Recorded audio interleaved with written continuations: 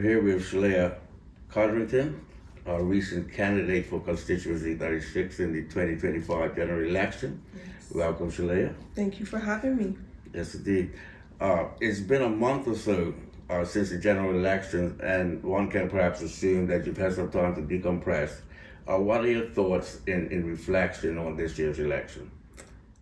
This election, if I'm looking at it for myself, it was a period of learning, a period of really understanding how much our voice matters as the people of Bermuda.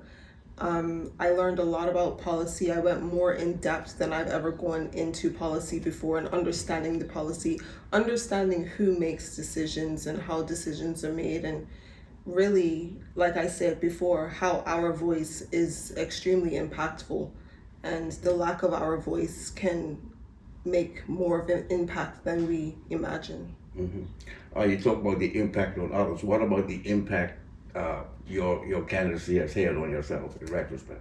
I would say, as I said, it was a learning experience. I thoroughly enjoyed the experience. If we're talking about physically after the election, I did not know that I was going to feel like I was hit by a truck. I was extremely tired the day after the election. But outside of that, like I said, it was a learning experience.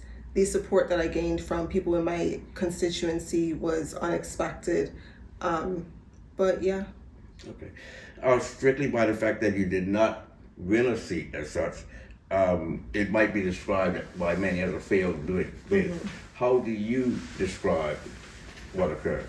I wouldn't say it was a failure. I would say that, as I've said before, it was an opportunity to learn. Mm-hmm. And with all that I have learned, it's given me an opportunity to look at those instances and say, okay, how can I do this better? And I was also given the opportunity to make connections with people in my community that weren't there before. And now I have the opportunity to work with certain individuals and do things that I voiced I wanted to do during the campaign. Okay, so do you plan to have continued political involvement as part of the FDM, as part of the community as such? Yeah, definitely. I definitely plan to continue on with the FDM, and also the work that I desire to do for the community, how I plan to serve the community. You can look at it as a political standpoint, but I genuinely have a desire to serve the community and see us grow. Okay. Can the Free Democratic Movement be a viable political entity going forward? I believe so. A lot of people looked at us not having 36 candidates for this upcoming election. We were in the process of working on, gathering all of our candidates and going through that process of vetting individuals for different constituencies. And even the period of time that I had to make the decision on whether or not I wanted to be a candidate, I was going back and forward with God about whether I should, put my hat in the ring or just sit on these sidelines as I've been doing this whole entire time. But I do believe that the FDM is a viable solution for government.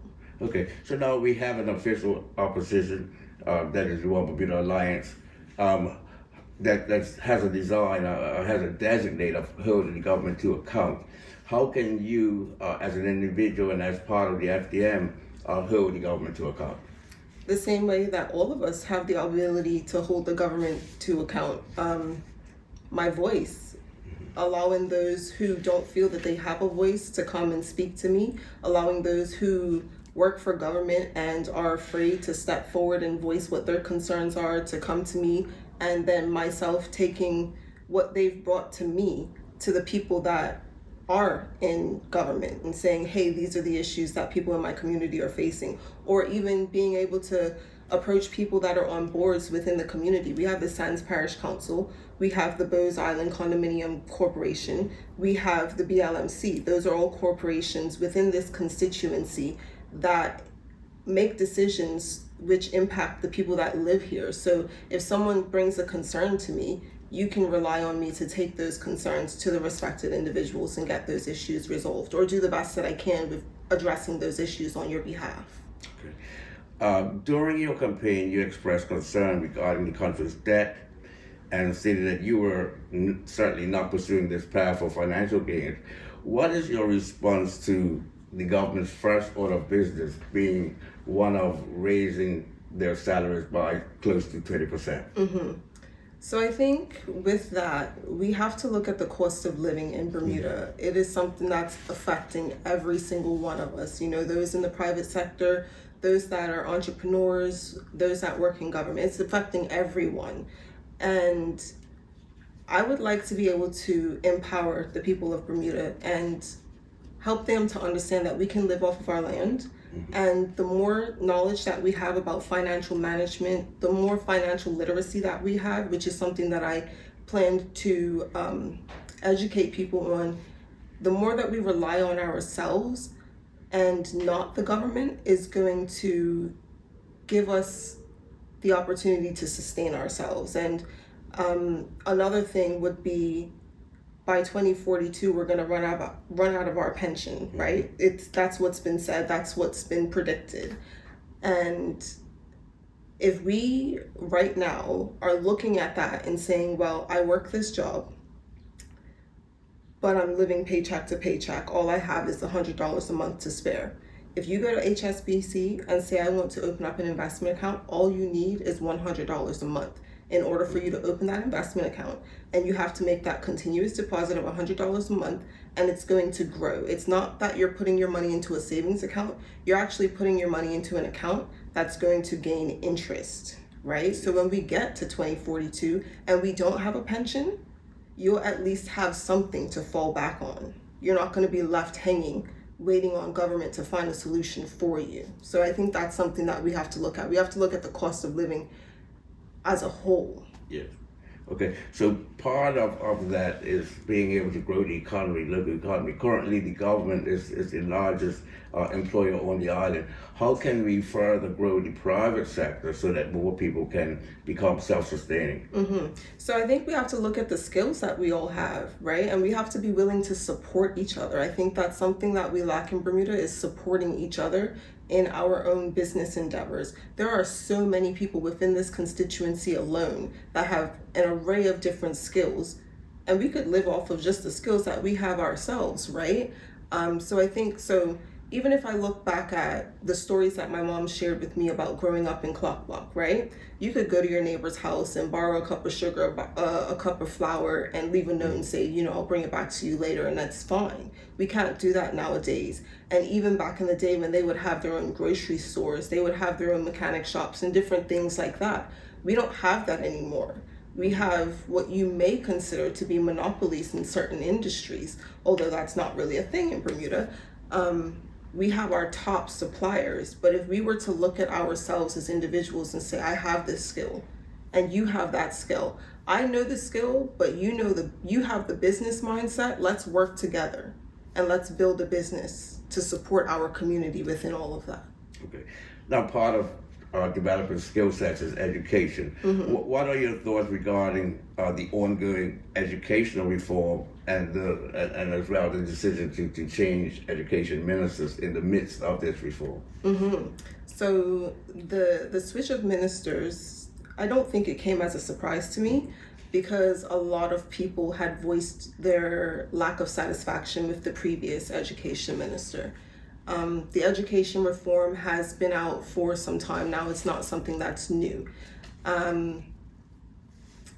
What I would say is, I would like to see action being put within that education reform. Okay. Now we've also have the issue of antisocial behavior. We've had the minister come out with violence reduction strategy. What are your thoughts on that, and how we can better cater to our young people so that they don't go astray? So I had to read through the violence reduction strategy. They have some really great ideas within that. And I think one thing that we do have to look at within that is the statistics.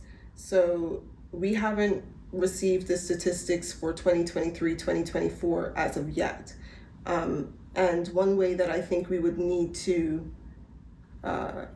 pretty much see if that's working is to be able to review the statistics for those years, implement the strategy, and then look back and say, how is this impacting our environment before we can actually say, this is a great idea or this is working for our community. It's a great idea. I love it. And I would really love, as I said about the education reform, I would love to see the action being put behind that. But with the strategy, we would need to be able to measure it in some way to see its effectiveness. Okay. Now, I believe we're still waiting for a concrete immigration reform strategy to be presented. What are your thoughts on that? Because we're playing a numbers game where we need investment. We don't want to displace Bermudians. How might you go about reforming immigration? Or what would your advice be? Okay, yeah, that's a better way to word that. My advice would be to, instead of looking at immigration specifically, I would like to see us bring Bermudians back home, right? We need to identify why Bermudians are leaving, and I don't think it's that hard. Cost of living has gone through the roof. Figure out how we can support Bermudians that want to return to this island. Look at what opportunities were in place before they left. Why did they think they would be able to leave and come back? And then turn around and say, well, there's no opportunity here for me. Look at that and figure out how we can support bringing Bermudians back to this island. Okay. Now, lastly, what can we expect going forward from Shalleya Codrington? Well, as I mentioned, there are some things that I am doing in the community right now. I like to work behind the scenes, and as I said, I have a desire to serve the people in the community. So I've been looking at a few different plots of land to start the community garden, which is something that I have voiced I wanted to do for our community and our country at large, right? Because it's going to be based in constituency 36, but it's accessible for everyone in the country. So I would desire to start a community garden, and that would help from my perspective with the cost of living, because we're not spending exhaustive amounts of money on fruits and vegetables at the grocery store, because we know that's expensive.